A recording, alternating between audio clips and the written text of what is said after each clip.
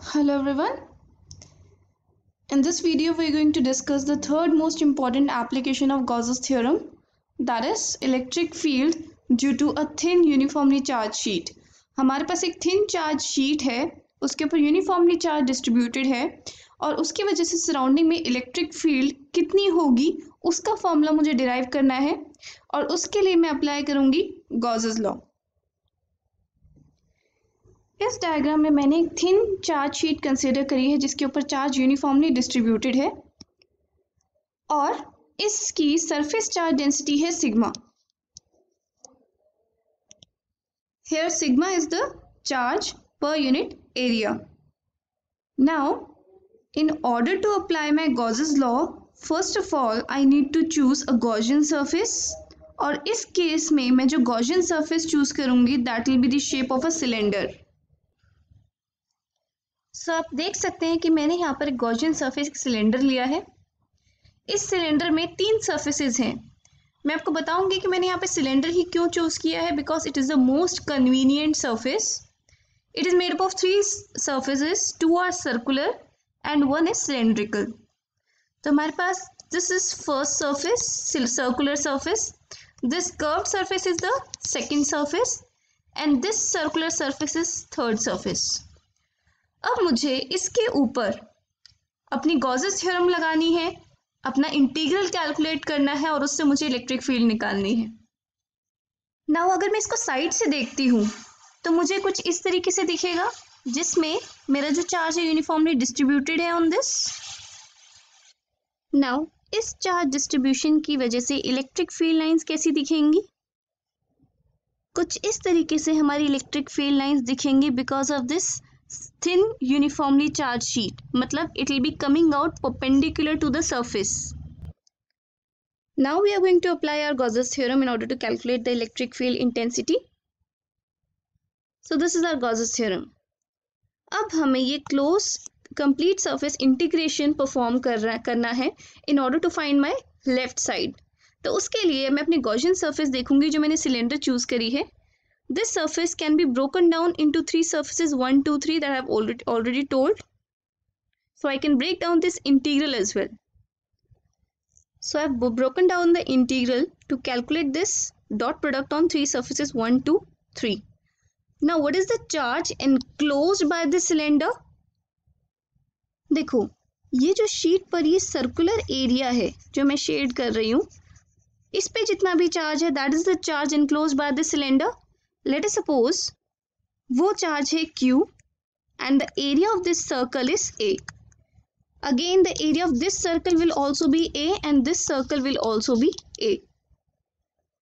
Now if I take a surface area element on this, let it be ds vector which will be directed outward. So this will be ds vector which is this area is ds and this direction is n cap. अब हम देखेंगे नीचे वाले diagram से जो मैंने अभी बताया था कि इलेक्ट्रिक फील्ड इंटेंस जो लाइंस हैं वो परपेंडिकुलरली से बाहर निकल रही हैं। इसका मतलब the direction of electric field lines is also this is the same, दोनों की डायरेक्शन सेम है।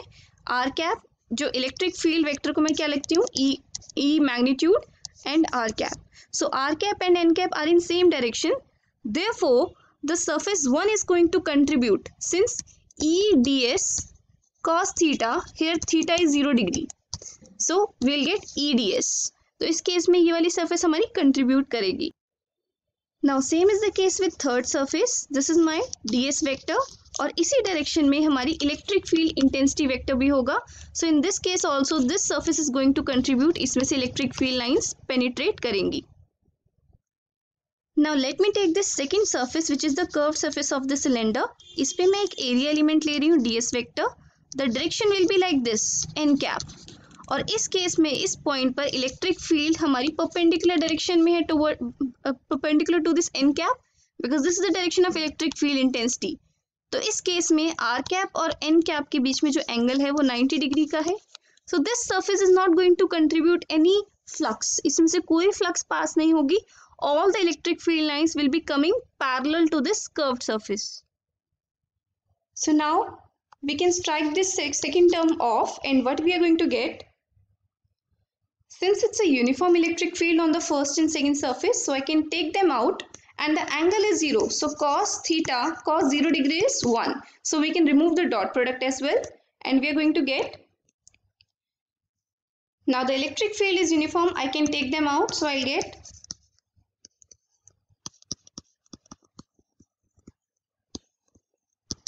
Q enclosed upon epsilon naught. Now what is the charge enclosed by this cylinder? This cylinder is enclosing a charge of Q and the area of this charge is, if area of this surface is A. So I'll get Q upon epsilon naught where charge enclosed is Q. Now what is the area of this circle? I've already told area will be A. So EA plus EA is equal to Q upon epsilon naught. So I can write as 2EA is equal to Q upon epsilon naught, or I can write E is equal to Q upon 2A epsilon naught. Now what is this charge per unit area? This is the surface charge density, that is sigma. So I can write it as 2 epsilon naught, sigma upon 2 epsilon naught. This is the value of electric field due to a thin uniformly charged sheet. अब क्या ये R पे depend करती है? क्या ये यहाँ पर कोई भी ऐसी टर्म आ रही है जो रिप्रेजेंट करे उस पॉइंट का, उस थिन चार्ज शीट से डिस्टेंस कितना है? No, it means the electric field is uniform. इस केस में यहाँ पर आप देख सकते हैं कि हमारी इलेक्ट्रिक फील्ड इसकी वजह से कैसी होती है? यूनिफॉर्म होगी. It is same, that is sigma upon 2 epsilon not everywhere. Now we will consider a special case, that is if the charge sheet is of some thickness. हमारी जो charge sheet है उसकी कुछ thickness है. Now यहाँ पर मैंने इसके equivalent एक diagram draw किया है जिसमें मैंने दो sheets लगाई हैं, दोनों जो thin sheet हैं. One thick sheet can be compared to two thin sheets which are separated at a very small distance apart. तो अगर हमें यहाँ पर एक P पॉइंट दे रखा है जिसकी वजह से मुझे इलेक्ट्रिक फील्ड निकालनी है, मैं जो फर्स्ट शीट है और ये सेकंड शीट है, इन दोनों की वजह से जो इलेक्ट्रिक फील्ड्स हैं वो ऐड कर दूंगी सेम पॉइंट पे. Let us suppose first sheet की वजह से जो इलेक्ट्रिक फील्ड इंटेंसिटी वेक्टर है दैट इज इवन वेक्टर, और जो सेकेंड शीट है, सेकेंड शीट की वजह से इलेक्ट्रिक फील्ड इंटेंसिटी वेक्टर है E2 vector.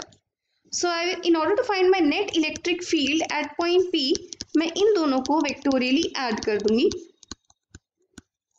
And I know the value of electric field intensity due to a thin charge sheet which is equal to sigma upon 2 epsilon naught. ध्यान रहे यहाँ पर मैंने जो चार्ज सरफेस चार्ज डेंसिटी दे रखी है that is sigma. So this sigma upon 2 epsilon naught plus sigma upon 2 epsilon naught. So I will get sigma upon epsilon naught. This is the value of electric field intensity due to a thick charge sheet. यहाँ पर हम simply we can apply the result of electric field intensity due to thin charge sheet. दो thin charge sheet का compose of हो सकती है हमारी thick sheet, और उस केस में मेरी electric field intensity की वैल्यू आएगी sigma upon epsilon naught. Now इसमें एक और भी टर्म है, ये जो एज है ये भी तो कुछ वैल्यू कंट्रीब्यूट करता होगा इलेक्ट्रिक फील्ड की, हम उसको इग्नोर करते हैं, and that is what we call as effect. इसको हम बोलते हैं edge effect when we ignore the effects of electric field due to thickness of this sheet. So I hope you understood this application. That's all for now. Have a good day.